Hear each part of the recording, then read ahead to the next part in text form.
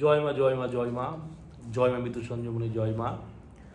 আমি শ্রী মৃত সঞ্জীবনী মহারাজ, আমার ইউটিউব চ্যানেল মা মৃত সঞ্জীবনীতে আপনাদের সকলকে স্বাগত। আমি তো অনেক মন্ত্রের কথা বলি, অনেক এর কথা বলি, অনেক নকশা দিই, অনেক আদি পুরাতন পুস্তকের কথা বলি, কিছু সাধনার কথা উল্লেখ করেছি।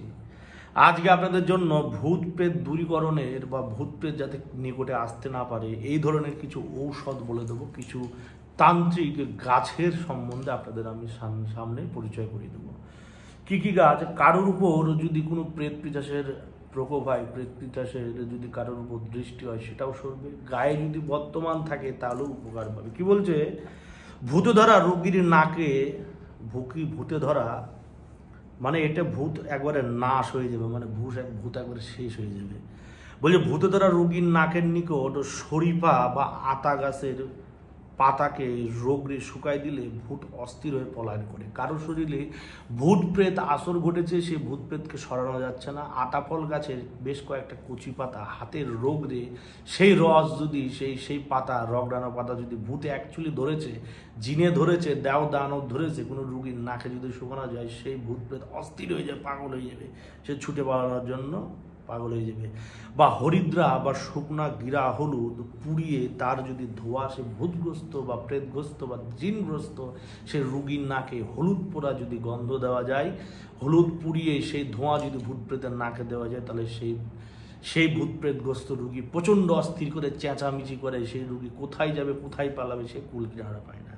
দ্বিতীয় একটা তদবির হচ্ছে, বলছে শ্যাওড়া গাছের অল্প শেকড় তুলে নিয়ে, মানে শ্যাওড়া গাছ অল্প শনিবার মঙ্গলবার, অবশ্য শনিবার মঙ্গলবার শ্যাওড়া গাছের অল্প শেকড় তুলে নিয়ে উহাতে মানে সামান্য পরিমাণ শেকড় তুলবেন, তুলে নিয়ে সেখানে আয়তাল কুরসি, আয়াতের 4 কুল এবং দুরূদ স্বরূপ পাঠ করে ফুঁক দিয়া মাদুলিতে ভরিয়া কেউ যদি কোমরে ধারণ করতে পারে বা যদি বেঁধে রাখতে পারে, এই ভূতের কোনো ক্ষমতা নেই, জিনের সাদ্দারের কোনো ক্ষমতা নেই, কোনো প্রেত পিশাচ দেওয়া দানবের ক্ষমতা নেই যে আপনার কাছে গেছে। বা সেই ভূতগ্রস্ত রোগীর কোমরে যদি সেই শ্যাওড়া গাছের শেকড় শনিবার মঙ্গলবারে তান্ত্রিক উপায়ে উত্তোলন করে যদি বেঁধে দেওয়া যায়, তাহলে সেই রুগীকে কোনো দিন আর ভূত প্রেত ডিস্টার্ব করতে পারবে না, ভূত প্রেত তার কাছে আসতে পারবে না। কেউ যদি প্রচণ্ড ভয় পেয়ে থাকে, ভয়ের মধ্যে কিছু দেখতে পায়, খালি চোখে কিছু দেখতে পায়, কিছু জিনিসের অনুভূতি পায়, বা খালি চোখে কিছু দেখতে পাবে, তার শরীরে বারবার আনাগোনা করে, তার শরীরেও যদি এই শ্যাওড়া গাছের শেকড় ভরে তুলে নিয়ে তান্ত্রিক উপায় তুলে রূপোর মাদুলিতে ভরে যদি দিয়ে দিতে পারেন, তবে সেই রোগী পূর্ণরূপে আরোগ্য হয়ে যায়। সেই ব্যক্তির গায়ে আর কোনোদিন প্রেত পিশাচের আনাগোনা হবে না। বলছে শনি মঙ্গলবার আর একটা কি বলছে, শনিবার মঙ্গলবার উনানের পুরো মাটি, উনানে যে রান্না হয় কাঁচা ওটা উনানে, শনিবার মঙ্গলবারে উনানের পোড়া মাটি অল্প মাত্রায় নিয়ে মাদুলিতে ভরে হাতে বেঁধে দিলে, বা 83 মানে 13 মানে উনান এবং 3 শিরালা মনসা গাছের শেকড় শনিবার মঙ্গলবার তুলে রূপোর মাদুলিতে ভরে কোমরে বেঁধে দিলে ভূত প্রেত আর ধরবে না, ভূত প্রেত বাধা দূরে যাবে। মানে উনুনের মাটি, শনিবার মঙ্গলবারে বাসি উনুনের মাটি এবং 3 শিরার মনসা গাছের শেকড় তান্ত্রিক উপায় তুলে সেটি রূপোর মাদুলিতে ভরে পুরুষ ডান হাতে, নারী বাম হাতে যদি ধারণ করতে পারে, তার উপর যত প্রেত বাধা থাক, যত প্রেত পৈশাচিক ক্রিয়া করা থাক তার উপর, বা তার উপর প্রেতের আগমন হচ্ছে, বা ভূত প্রেতে নানান হালকা রাশি সমস্যা হচ্ছে, গা ভারী হয়ে যাচ্ছে, শ্মশান গোরস্থানে গেলে সমস্যা হয়, বা একা ঘরে থাকতে পারে না, নানান সমস্যা হচ্ছে, উনানের পোড়ামাটি এবং 3 শিরা সে মনসা গাছের শেকড় যদি মাদুলিতে ভরে, এই দুটি উপকরণ দিয়ে যদি মাদুলিতে ভরে ব্যবহার করতে পারেন, তারা ভূত প্রেত জনিত কোনো সমস্যা থাকবে না।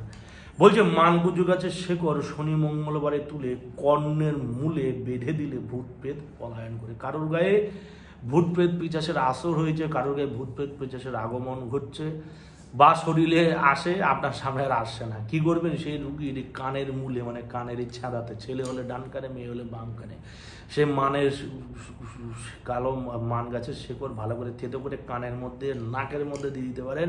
তার ভূত প্রেত যদি শরীরে আসর থাকে সঙ্গে সঙ্গে শরীরে চলে আসবে এবং পলায়ন করবে। বলে শনিবার রাত্রিকালে কালো ধতুরার শেকড় তুলে মাদুলিতে ভরে কোমরে বেঁধে রাখলে ভূত প্রেত ইত্যাদি নিকটে ঘেঁষতে পারে না। শনিবার রাত্রিকালে কালো ধতুরা গাছের শেকড় উত্তোলন করে তান্ত্রিক পদ্ধতিতে সেটি জাগিয়ে যদি মাদুলিতে ভরে কেউ কোমরে ধারণ করতে পারে, তবে তার কাছে কোনো ভূত প্রেত পিশাচ নিকট আসতে পারে না। নিশিন্দা অর্থাৎ বেগুনে বা বুয়ান, যাকে হিন্দি ভাষাতে শামালু গাছ বলে। নিশিন্দা গাছ সকলে চিনবে। নিশিন্দা গাছ হচ্ছে ভূত প্রেতের জম। বলছে